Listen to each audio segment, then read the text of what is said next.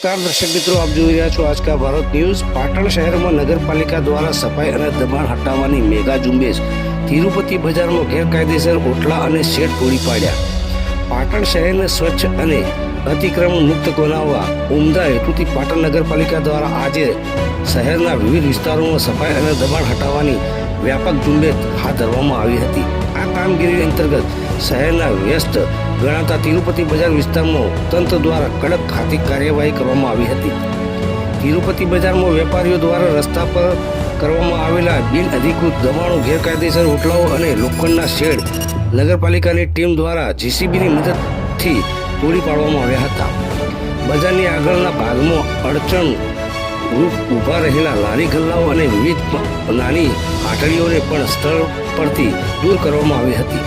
આ કાર્યવાહીને પગલે વર્ષોથી સાંકડા બનેલા રસ્તાના વાહન વ્યવહાર અને રાહદારીઓ માટે ખુલ્લો થયો હતો। દબાણ હટાવવાની સાથે સાથે પાલિકા દ્વારા સમગ્ર વિસ્તારમાં સફાઈની કામગીરી પણ સઘન બનાવવામાં આવી હતી। નગરપાલિકાના અધિકારીઓએ જણાવ્યું હતું કે શહેરના ટ્રાફિક અને સફાઈના પ્રશ્નોને હલ કરવા માટે આગામી સમયમાં પણ આ પ્રકારની ઝુંબેશ ચાલુ રહેશે।